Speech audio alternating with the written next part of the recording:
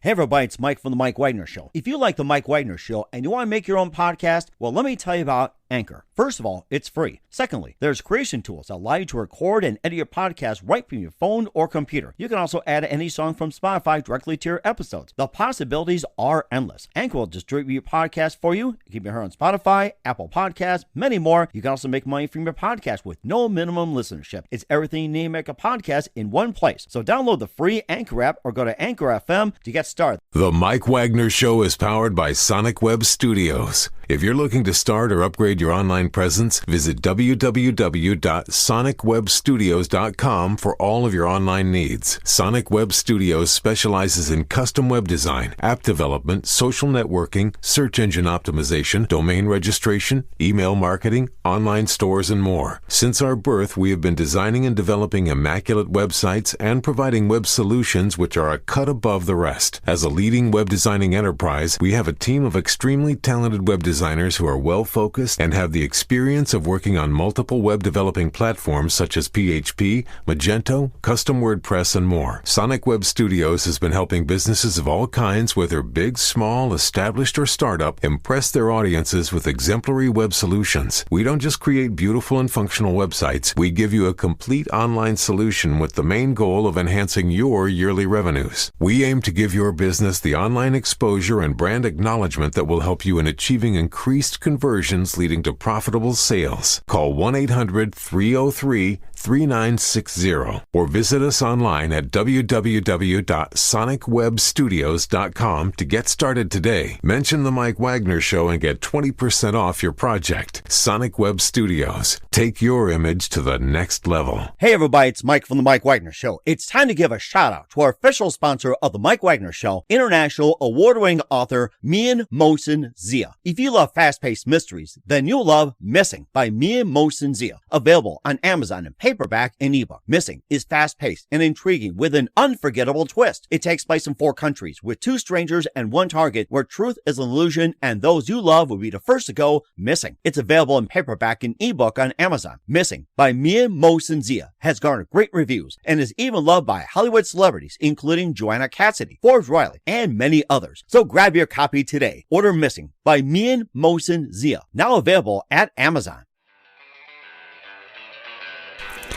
It's now time for the Mike Wagner Show, powered by Sonic Web Studios. Visit online at sonicwebstudios.com for all your needs.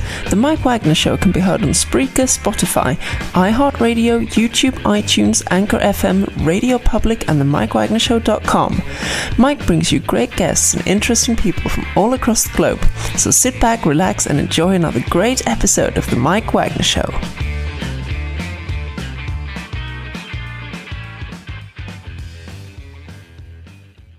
Hey everybody, it's Mike from The Mike Wagner Show, powered by Sonic Web Studios. Visit online at sonicwebstudios.com for all your needs. Looking at a professional website without breaking your budget? Sonic Web Studios is the answer. Sonic Web Studios offers fast, affordable custom web designs that blow the competition away.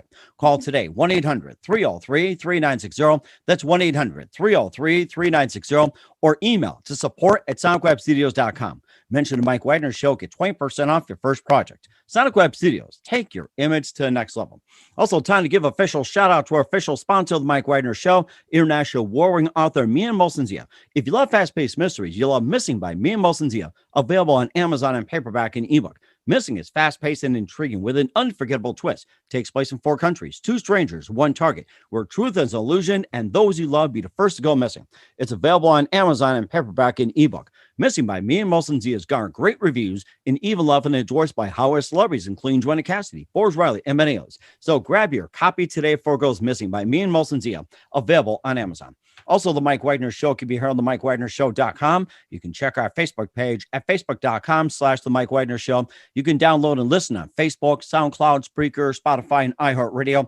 Also on Anchor FM, iTunes, Google Play, Amazon, Audible, and Apple. Coming soon to Podbean, Buzzsprout, Pandora, and TuneIn. Heard worldwide on Geo 7, Radio Public, Himalaya, and more. Take the Mike Wagner Show with you on any mobile device. Subscribe to the Mike Wagner Show on the YouTube channel and follow the Mike Wagner Show on Instagram and Twitter today. And for great gift ideas, including t-shirts, pop sockets, hoodies, throw pillows, tote bags, and a lot more, go to Amazon.com and check out the Mike Wagner Show podcast for great gift ideas. And coming soon to the MikeWagnerShow.com. And for more great gift ideas, including t-shirts, hoodies, tank tops, and a lot more.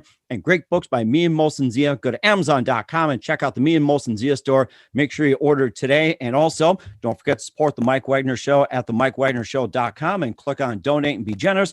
Also, support us on Anchor FM/support and PayPal at the Mike Wagner Show. Make sure you do so today. We're here with a wonderful lady who's a veteran author for quite some time, and she's a wife, mother, and grandmother from Jackson, Mississippi, now in beautiful Memphis, Tennessee.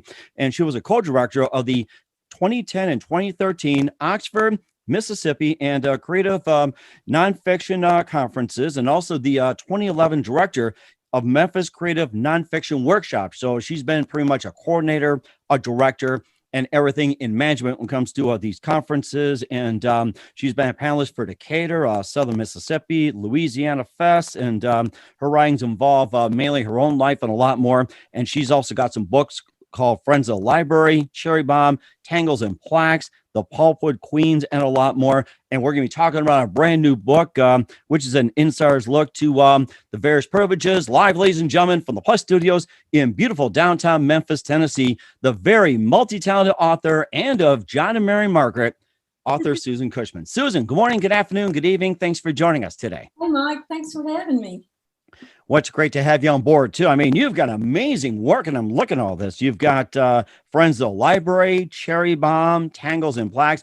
Cherry Bomb's not the John Cougar Mellencamp, if you guys are wondering. So also a second blooming, Southern Writers Writing, and also the Pulpwood Queens are all on Amazon and also a website. And you can talk more about that. And of course, you're a wonderful wife, mother, grandmother from Jackson, Mississippi, now in Memphis, Tennessee. You've been a co-director, director, coordinator, and everything in upper management in various conferences. And you've also been a panelist and a lot more. And we're here to talk about your wonderful book about insiders looking to the white privilege bubble and sorority life. And before we get into all that, tell us how it first got started, Susan.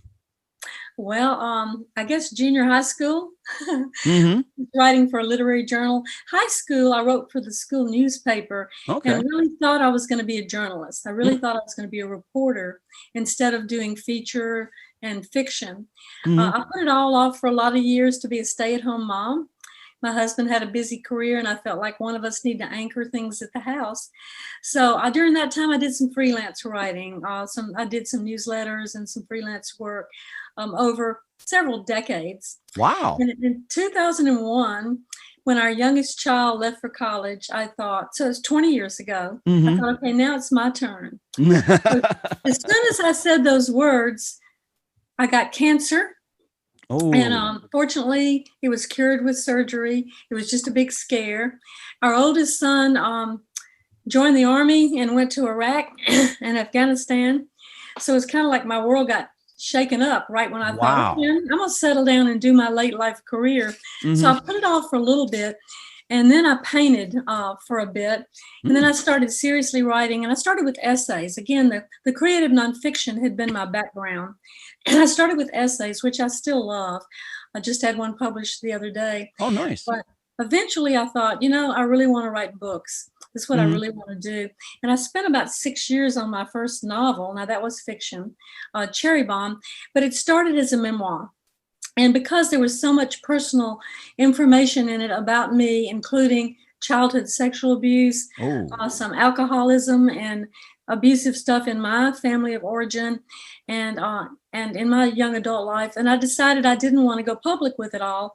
So I used all those experiences to inform my first novel, Cherry Bomb, which is about a young girl who escapes from a religious cult, throws up graffiti as a cry for help, gets a scholarship to SCAD, the Southern College of Art and Design, studies under Elaine de Koenig, ends up going to Orthodox monasteries to learn about icons because I'm a convert to Orthodoxy and I painted icons and visited monasteries. Oh, wow. Okay. So that whole novel had a whole lot of my life in it, but it was not a memoir. So while that was going on, my mother had Alzheimer's and I was going back and forth helping to take care of her. And I wrote 60 blog posts over an 8-year period about long distance caregiving for her. And some of my readers said, why don't you turn that into a book? So I did Tangles and Plaques, a mother and daughter face Alzheimer's.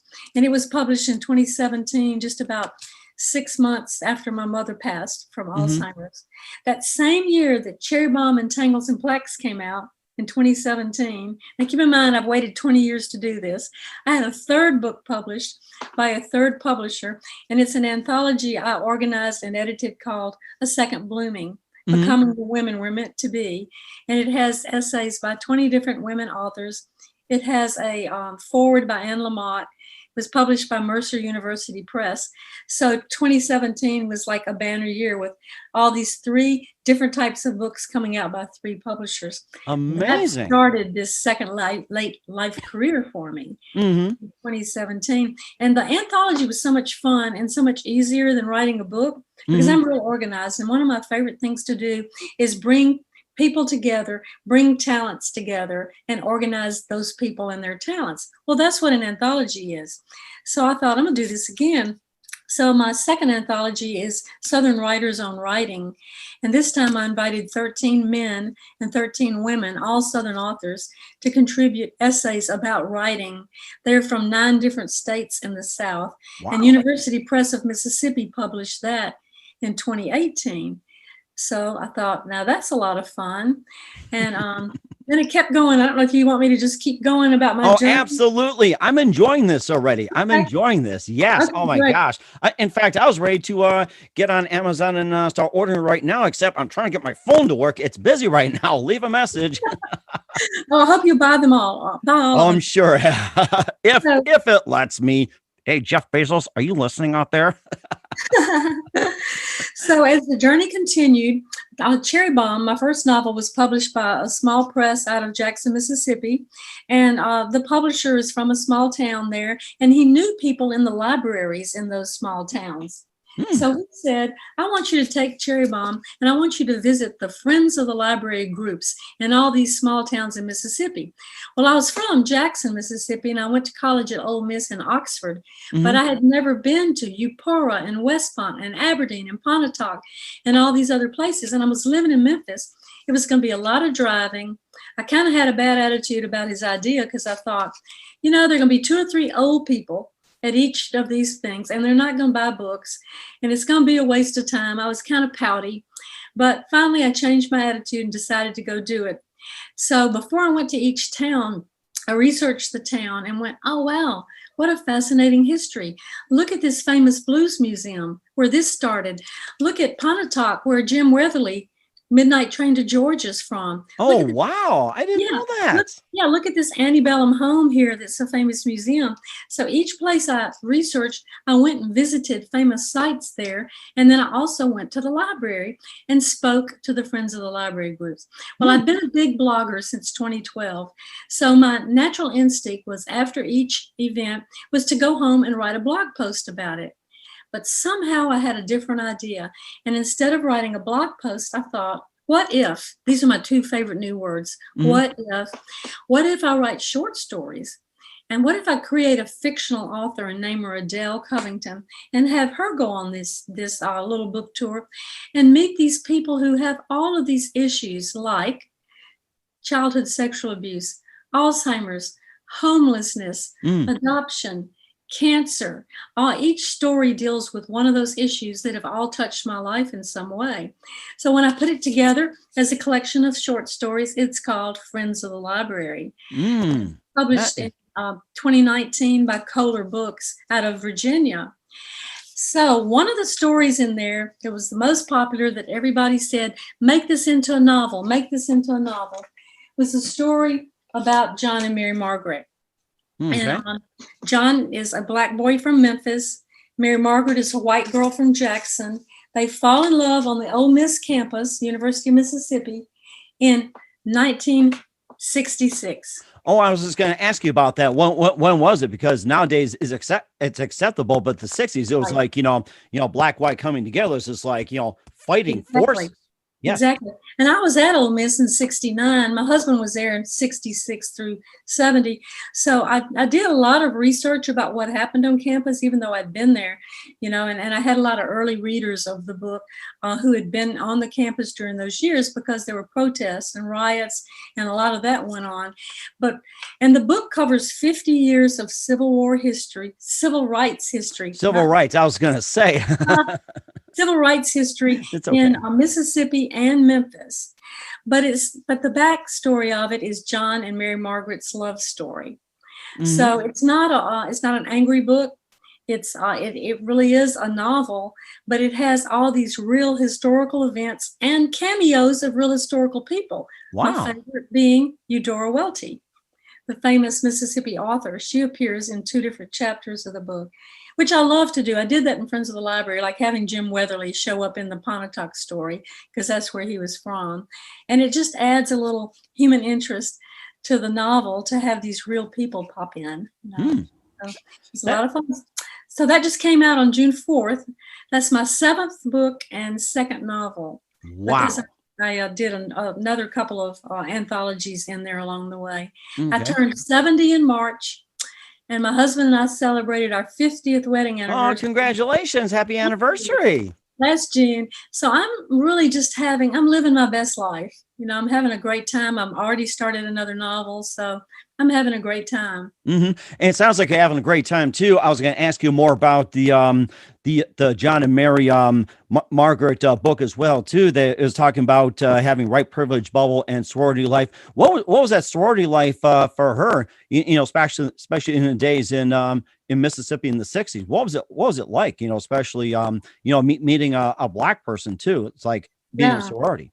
Yeah, of course I have her go from Jackson, my hometown. She has a lot of me in her. And her mother, of course, wanted her to pledge Tri Delt, which was her sorority, which was my sorority. She expected her to pledge Tri Delt, get an education degree so she could teach school, marry a handsome white boy who was going to be a doctor or a lawyer, and come back to Jackson to live so that her grandchildren would be nearby. This is what all her mother wanted for her. But Mary Margaret loved literature more than anything.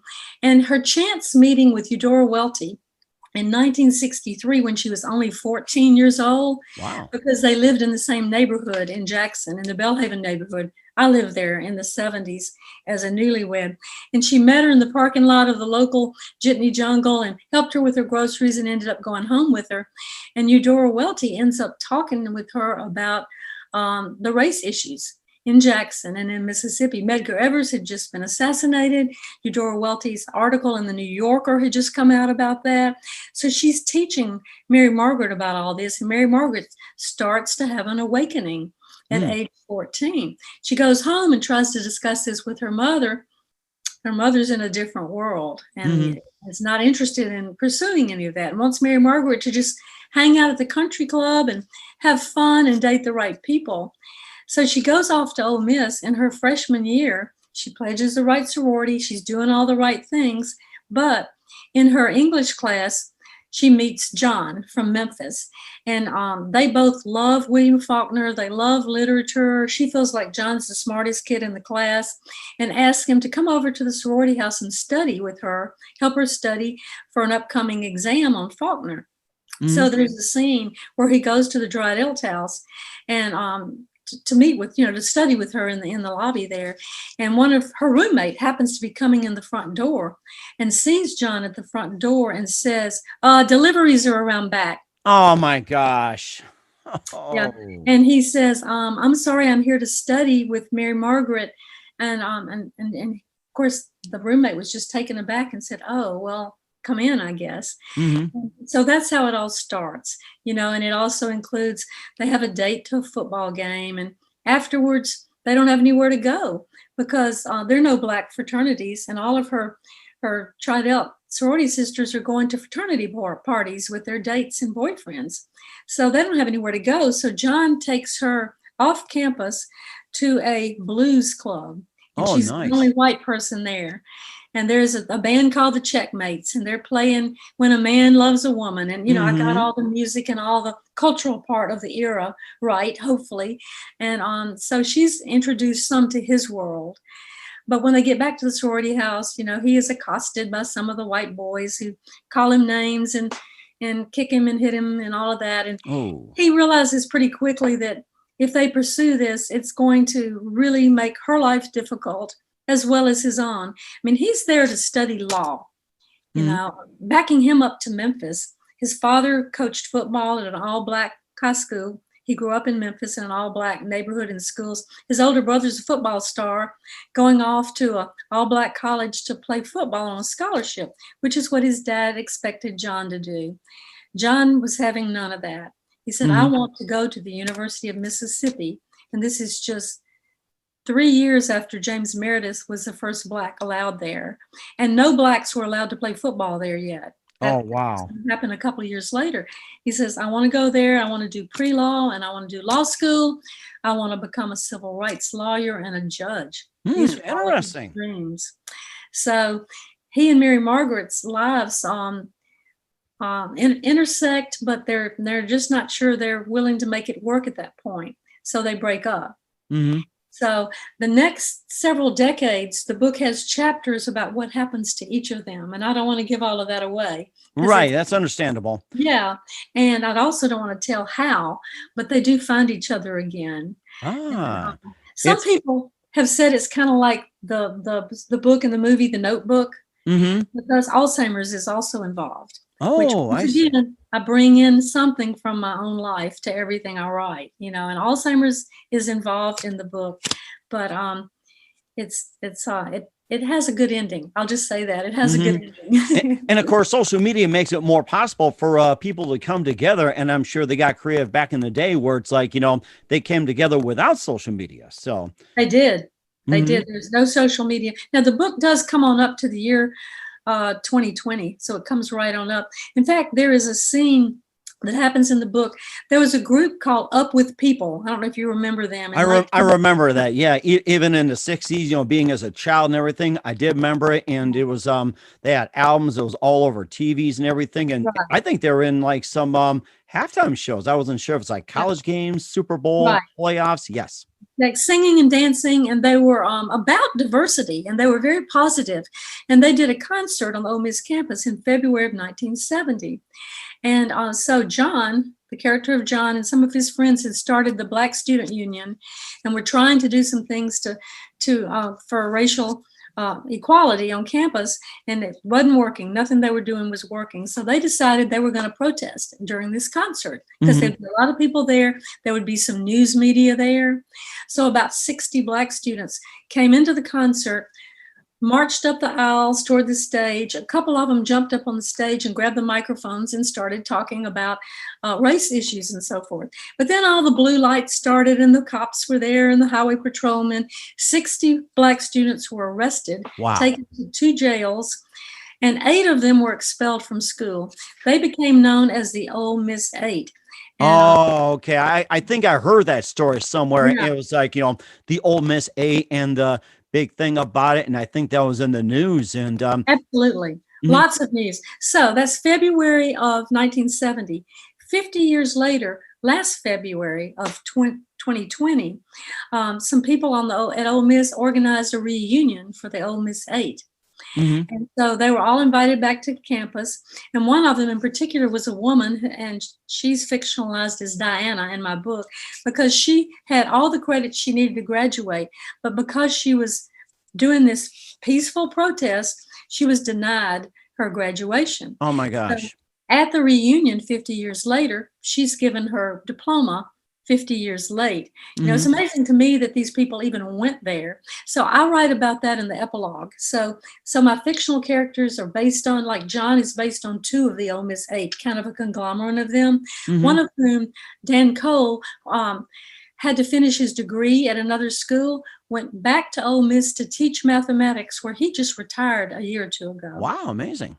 And could have gone somewhere else. He had been treated so badly there, but his mission was to come back and make a difference. So I've combined these real people with the fictional characters, and I really want the book to make a difference. It sounds like you did a great job of taking each person piece by piece and bit by bit and just intertwining together. Now, if John and Mary Margaret were to happen today, instead of 1970, instead of 2020, do you think this could have happened? Do you think it would have been easier, the same, or much more difficult? Do you think the outcome would have been better, or man? Oh, I'm sure that they would have been. I mean, they still might have gotten pushback. Depends on what their families were like, but I mean, there were only about 200 Black students on the entire campus 50 years ago, and interracial marriage was against the law. and in some states even until the later 60s, and now hopefully, I know at least 4 mixed race couples, including my daughter and son-in-law. My son-in-law's Black, and I have mixed race granddaughters. And actually, my daughter's Korean. She's adopted from South Korea. Oh, wow. Amazing. Yeah. So, and part of what I dedicated the book to my granddaughters, saying that I hope the world will be a better place for you. So, last summer, COVID was going on, and the protests were going on. And here in Memphis, there were some really excellent, peaceful protests. And had I not been 70 years old and had there not been COVID, I would have wanted to go join the protest. So I was talking to my husband about it, and, how can I have a voice? How can I have a voice? And he looked at me like, duh, aren't you a writer? Why can't you write it? Write your story the way you want to. And that's part of my inspiration for turning that short story. See, the short story was really kind of like having a synopsis for the novel. Mm-hmm. So it made the writing of it. I wrote it in about 3 months. Wow, amazing. Last spring and summer. Mm-hmm. Yeah. Oh, and that is so amazing too. And of course, we'll talk a bit more about, what's coming up for Susan Cushman and more. But first, listen to the Mike Wagner Show at themikewagnershow.com, powered by Sonic Web Studios. Visit online at sonicwebstudios.com for all your needs. Look at a professional website without breaking your budget. Sonic Web Studios is the answer. Sonic Web Studios offers fast, affordable custom web designs that blow the competition away. Call today, 1-800-303-3960. That's 1-800-303-3960, or email to support@sonicwebstudios.com. Mention Mike Wagner Show, get 20% off your first project. Sonic Web Studios, take your image to the next level. Also, time to give official shout out to our official sponsor of the Mike Wagner Show, international war-ring author Mia Molson-Zia. If you love fast-paced mysteries, you'll love Missing by Mia Molson-Zia, available on Amazon in paperback and ebook. Missing is fast-paced and intriguing with an unforgettable twist. Takes place in 4 countries, 2 strangers, 1 target, where truth is an illusion and those you love be the first to go missing. It's available on Amazon in paperback and ebook. Missing by Mia Molson-Zia has garnered great reviews and even endorsed by Hollywood celebrities, including Joanna Cassidy, Forbes Riley, and many others. So grab your copy today for Girls Missing by Mia Molson-Zia, available on Amazon. Also, check out the Mike Wagner Show on over 30 podcast platforms, including Facebook, SoundCloud, Spreaker, Spotify, iHeartRadio, iTunes, Google Play, Amazon, Audible, and Apple Music. And make sure you take the Mike Wagner Show with you on any mobile device. Subscribe to the Mike Wagner Show on the YouTube channel. Follow Mike Wagner Show on Instagram and Twitter today. And for great gift ideas, go to Amazon.com. Check out the Mike Wagner Show podcast. And for more great gift ideas from me and Molson-Zia, go to Amazon.com and check out the Me and Molson-Zia store. Also support us on Anchor FM, PayPal, and the Mike Wagner Show. Make sure you give generously today. We're here with author Susan Cushman of John and Mary Margaret here on the Mike Wagner Show, just talking about an amazing book. It happened back in 1970 and, being such a voice in it too. And, before we talk about, kind of a follow-up or what's coming up as well too. And, we talked about the books and everything else. And, just going back, you started junior high, but what was that one precise moment that influenced you into what you're doing today? Oh, wow. I don't know if I can say there's just one moment. I don't ever remember not wanting to be a writer. Mm-hmm. Again, I think the big thing was to decide not to do memoir, to decide to do fiction. And I think fiction's a lot harder to write, but it's more fun in some ways. So I don't know that there's one moment that clicked in, other than, as I was mentioning, turning those visits to the small town libraries into short stories. Mm-hmm. I wasn't even a big short story fan. I didn't even read a lot of short stories until then. So suddenly, as I'm writing these short stories, I experienced something. I have a lot of author friends whose writing style is to just let the characters take on a life of their own, which I always thought sounded kind of Twilight Zone-ish. I've heard something like that. Yeah. And with Cherry Bomb, my novel, I outlined all 16 chapters before I wrote the first sentence. And wow. Because, characters aren't real people. They can't take on a life of their own. And yet, when I started writing these short stories, I experienced that for the first time. In each one, I had the town, so I had the setting, and I had one main character, and then I had the fictional author of Adele. And that's all I had in my mind. And I sat down and wrote the stories. And I had that happy experience of the characters taking on a life of their own. Mm-hmm. So it's a new way of writing. And someone asked me in an interview recently, which method am I going to do with my next book? Am I going to go back and outline like I did with Cherry Bomb? Or am I going to try this more loose, flexible way of writing, like I did with Friends of the Library and John and Mary Margaret. And I've already decided I'm going to try to let the characters run with it. So I have the setting and some of the characters in mind, and I've written half of a chapter. I've just barely begun. So I'm really excited about seeing if they really do speak to me and really do tell me what they want to do. Because it's great fun when that happens. Writing can be so much hard work. One of my favorite quotes by an author about writing is Elizabeth Berg.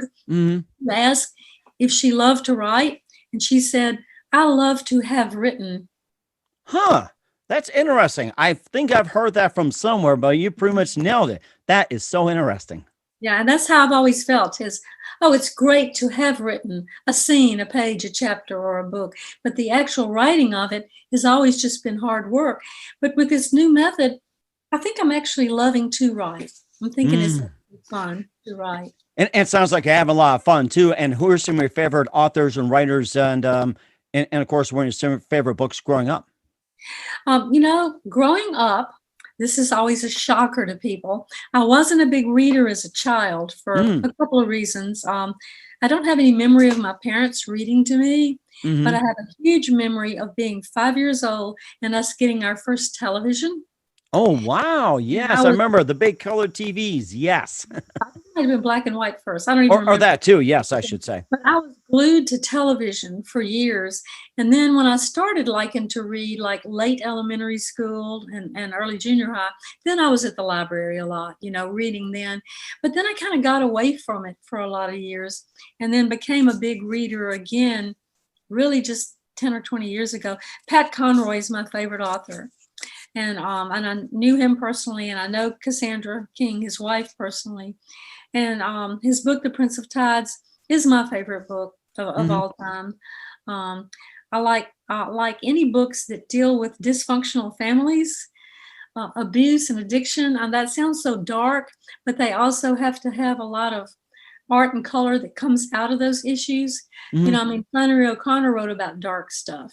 And yet it's something very alive, and the human effort and plight is so alive in there. So I like people to write about that. I like memoirs. Mary Carr is my favorite memoirist. Haven Kimmel. On the spot, I'm having a hard time thinking about all the people that I like, but I tend to read Southern fiction and memoir about mental health. Those are kind of my two favorite areas to read in. That sounds interesting too. And of course, this just popped in my head too, that what first inspired you to write John and Mary Margaret? What was that first instinct that inspired you to write it? Well, the short story came first. And that was an instinct. It was just one of the libraries I visited. I had Adele meet a mixed race couple that came into the library, to the Friends of the Library group, and that was John and Mary Margaret. And she was fascinated by them. And she was there talking about her book, Tangles and Plaques, A Mother and Daughter. So she's talking about Alzheimer's, and this couple wants to talk to her more after the Friends of the Library meeting. So she goes home with them and finds out some of their journeys includes Alzheimer's. Wow. So that's when I turned that into the book, that was a key. That was a thing I wanted to be sure and follow in there, even though the main thing about the book has to do with a biracial relationship. But Alzheimer's is probably the secondary plot to it. And you won't know who has it for a while. Right, exactly. Of course, we're not going to give away the book as well, too, as you mentioned. We respect that, but also, too, what do you want the readers to get out of the book? Or what do you want them to come away with? I want them to come away with being hopeful about our future. And in fact, I have a quote. I'm going to read a quote from the book, if you don't mind. Go ahead. I love quotes, and I would put quotes like at the beginning of each chapter. My wife does that a lot with the her books, and put post-it notes. She's a writer too, and just post-it notes all over the place. I have to keep running over to Walmart and buying stacks of post-its. Feels like every day I do this. Right.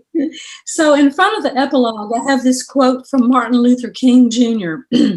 I refuse to accept the view that mankind is so tragically bound to the starless midnight of racism and war that the bright daybreak of peace and brotherhood can never become a reality.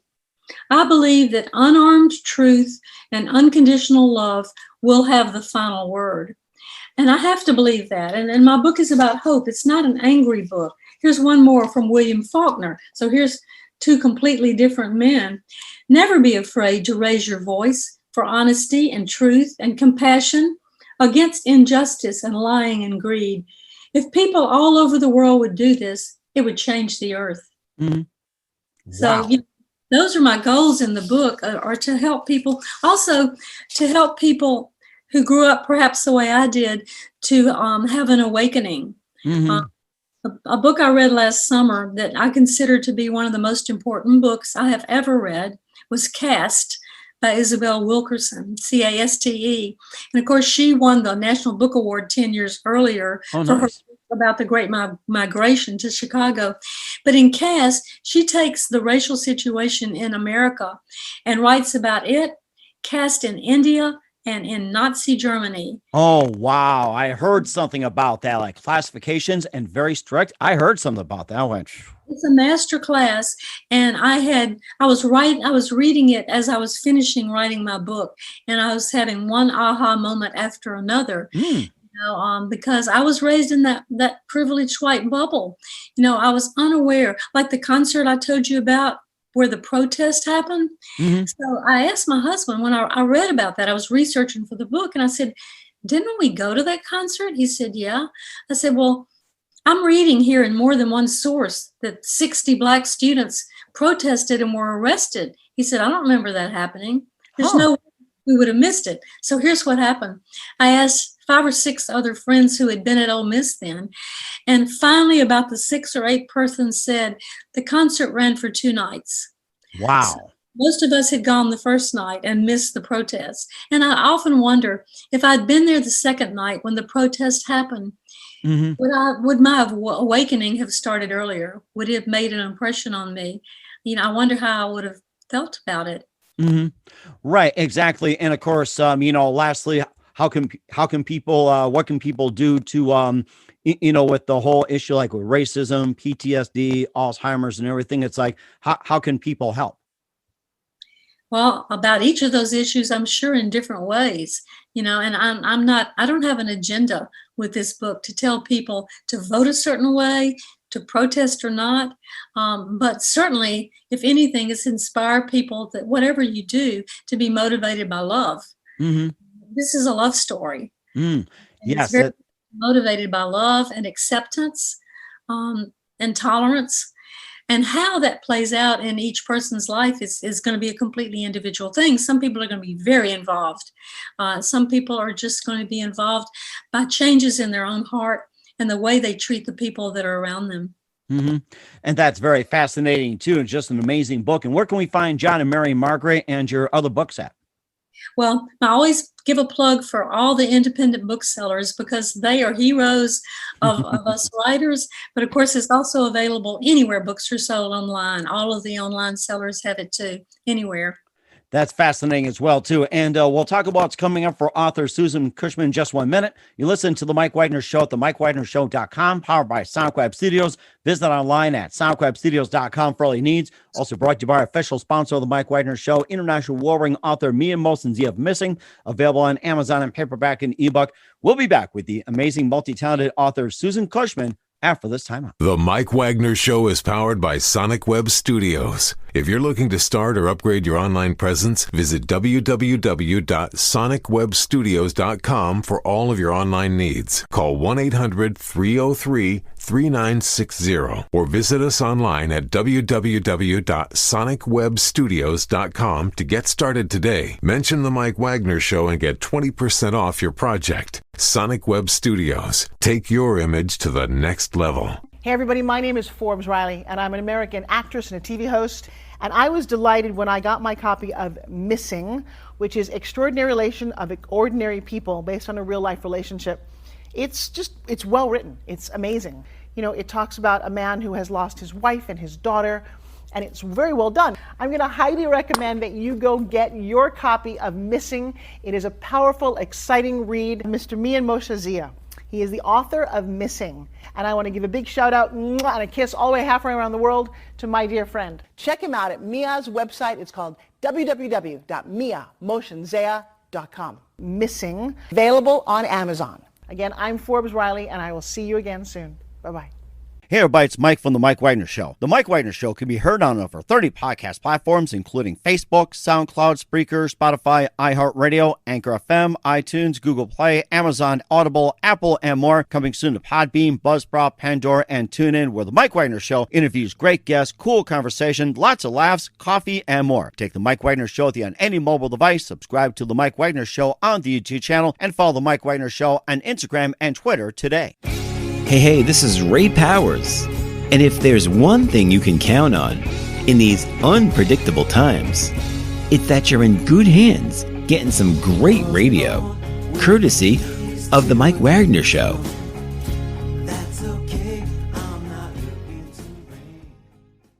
We're back with author Susan Cushman, wife, mother, and grandmother from Jackson, Mississippi, now in Memphis, Tennessee, here on The Mike Wagner Show. Talked about her latest book, John and Mary Margaret, and a plethora of books. And of course, we'll have you back in 2021 beyond. I mean, you've been fascinating. And what can you expect from me in 2021 beyond?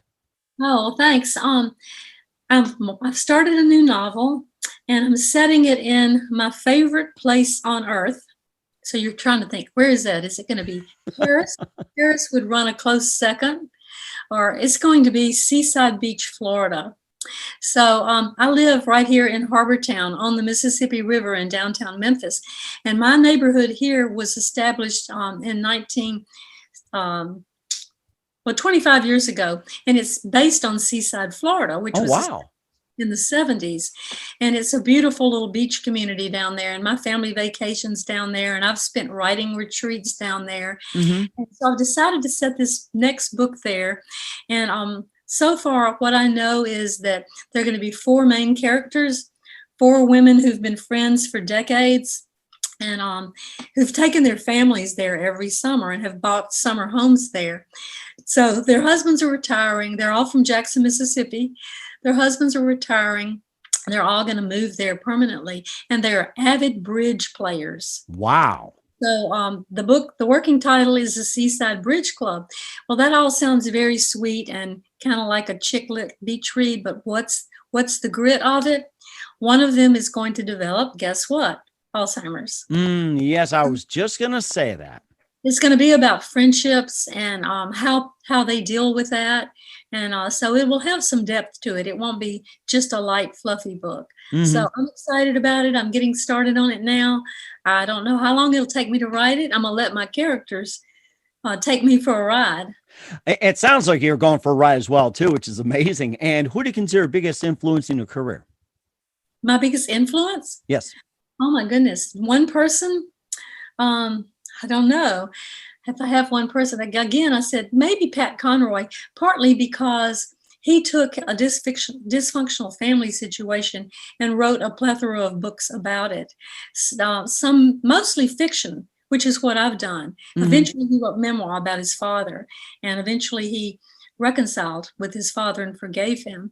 And and my mother was abusive to me and became sweet as Alzheimer's took over her brain. And so when I wrote Tangles and Plaques, I was long distance caregiving for her, and I was able to forgive her and reconcile with her while she still knew who I was. And she didn't know who I was the last 5 years. So in a way, I guess Pat Conroy has been, and his wife, Cassandra King, whose book, The Sunday Wife, was real influential to me and helped me want to write. So I guess as a husband and wife team, they're pretty much a huge influence in that way. And then my children, I have to say my children and my grandchildren, especially when it comes to John and Mary Margaret and this story about race. That's got to be my children and grandchildren. Oh, that's so amazing. Very heartwarming. Love it. And what's the best advice you can give to anybody at this point? About what? The best advice. Anybody, anything, or? Not to be angry, or to use your anger in a positive way, and instead of in a negative and harmful way, to let your decisions that you make in life be determined by love and not by anger. That is fantastic. Once again, author Susan Cushman and John and Mary Margaret here on the Mike Wagner Show. Susan, a very big thank you for your time. You've been absolutely amazing. Looking forward to having you again soon. Do us a favor, keep us up to date. Love you back on 2021 and beyond. Don't forget to keep in touch. Once again, tell us about your upcoming projects. What's your website? How do people contact you? Where can people purchase or check out your books? www.susancushman.com. Find everything in there. That's fantastic. We're looking forward to that. Once again, Susan, a very big thank you for your time. You've been absolutely amazing. Looking forward to having you soon. Do us a favor, keep us up to date. Love you back on 2021 and beyond. Don't forget to keep in touch, and you've been absolutely terrific. Thank you. Thanks for having me. Hey everybody, my name is Forbes Riley, and I'm an American actress and a TV host.